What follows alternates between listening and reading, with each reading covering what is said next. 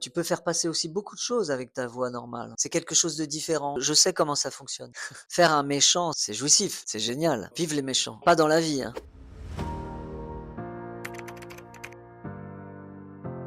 Écoute, je m'adapte au personnage et puis, j'ai l'habitude, si tu viens voir mon spectacle un jour, tu verras que à chaque personnage correspond une voix. Bah, j'ai ce don, on va dire, c'est sans prétention, hein, mais, de pouvoir, faire des inflexions de voix assez différentes et à chaque fois, c'est vrai que j'aurais tendance à faire une voix comme ça à chaque fois, pour les personnages, mais à chaque fois, j'essaye de m'adapter. Donc là, j'ai vu que c'était un méchant, toujours. Moi, j'adore faire les méchants de toute façon, donc ça tombe très bien. J'ai pas énormément changé ma voix, mais je l'ai rendue plus tranchante, plus coupante. Ce personnage, il parle très comme ça, il est très cassant. Dans la vie, j'ai une voix plutôt douce, on va dire, hein. Bah non, mais je m'adapte à chaque fois et puis j'essaye de pas faire la même chose. Je vais pas faire tout le temps, la voix de Sid dans L'Âge de glace, par exemple. Oui, oui, j'essaye de m'adapter. Si le personnage est une araignée, je vais parler, en fonction de son physique, si c'est une souris aussi, j'ai toujours fait ça, à chaque personnage correspondait une voix. Bah, c'est un atout parce que je pose ma patte, en fait, sur les personnages et puis c'est un défi parce qu'en effet, il faut que je m'arrange pour que ce soit à chaque fois différent. Mais c'est le cas, enfin ça marche, hein. Puis j'en ai fait beaucoup de doublages, mais pas tant que ça, tu vois? Et puis parfois, c'est pas mal de prendre sa voix, normale. Tu peux faire passer aussi beaucoup de choses avec ta voix normale. En fait, moi, je fais ce métier pour, varier les plaisirs. En ce moment, je joue beaucoup, je fais mon spectacle dans toute la France, à Paris et cetera et quand on me propose de faire du doublage, c'est comme une bouffée d'oxygène. C'est quelque chose de différent, c'est une couleur différente dans ma vie, artistique. Donc j'ai tout de suite accepté parce que j'adore aller en studio et je commence à avoir une technique assez rodée et j'arrive, à avancer assez rapidement. Mais ça, c'est parce que c'est pas de la prétention, c'est que j'ai une bonne technique. En ce moment, tu vois, je fais, les doublages de mon film du Cobu. En fait, on fait la post-synchro, c'est-à-dire qu'on fait refaire aux enfants, puisque la plupart des gens qui tournent dans mes films, c'est des enfants, on leur fait refaire des séquences où ils ont parlé trop vite, on comprend rien à ce qu'ils disent et cetera. Les enfants, ils parlent très, très vite. Bah, quand je l'ai vu, j'ai vu que c'était un méchant qui s'appelait Akik et qui ressemblait à Eli Kaku. Ça m'a parlé, quoi. Je me suis dit: «C'est génial, on va pouvoir trouver des choses». Faire un méchant, c'est jouissif, c'est génial parce que tu peux donner des inflexions, 1000 inflexions. La cruauté, la colère, l'impatience, c'est des choses que tu peux pas trouver chez un gentil. Le gentil, tu peux pas donner, des couleurs différentes comme ça. Vive les méchants. Pas dans la vie, hein.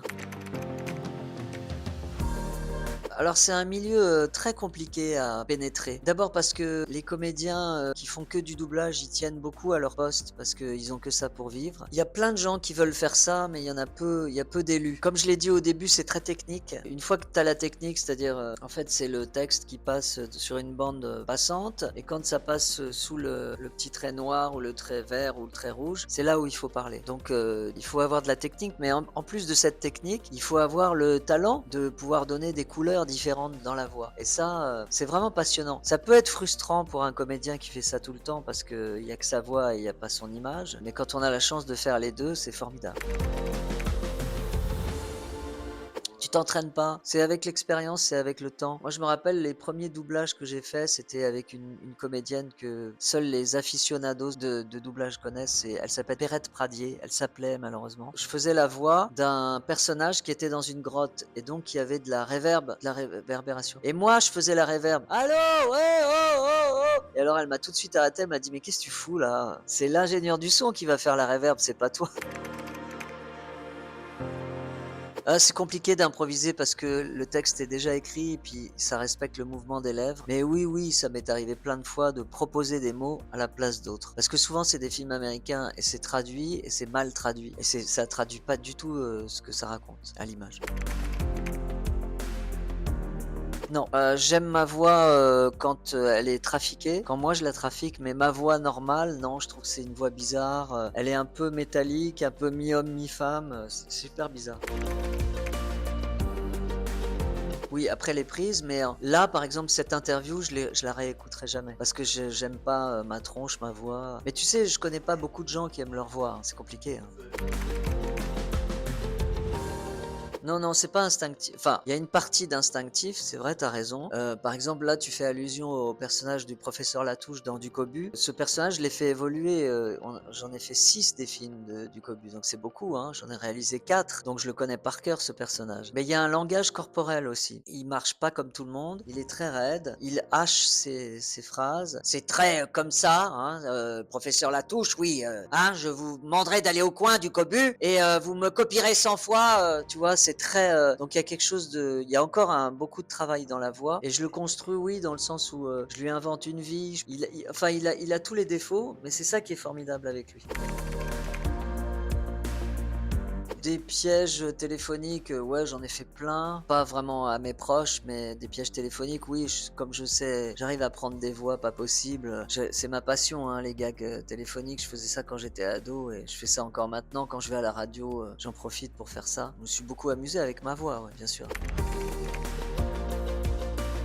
Pour moi, le seul espace de liberté totale, c'est la scène. Dans cette société où on peut vraiment plus rire de tout, le seul espace de liberté, c'est la scène. Il y a quelques années, j'aurais peut-être pu me lâcher pendant cette interview, dire des conneries énormes et tout. Mais maintenant, non, tu peux plus. Tu dis une phrase, t'es mort. Tout est formaté. On a des injonctions. Il y a des cons qui viennent te dire ça, on peut plus rire de ça. Donc c'est pas très passionnant d'être en contrôle en permanence. Mais là où je suis plus en contrôle, c'est sur scène. Donc c'est vraiment la scène. C'est là où je suis né. C'est là où je vais mourir entre quatre planches. Non mais voilà, c'est comme ça.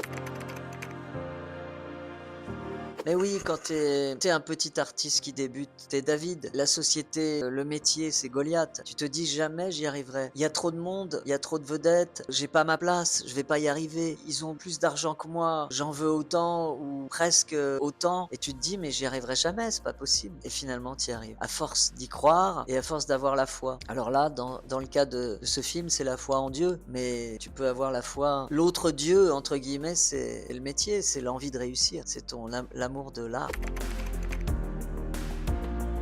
Tu peux aller voir ce film parce que pour une fois, ça véhicule des pensées positives et un message positif. Et ça fait du bien dans ce monde de merde.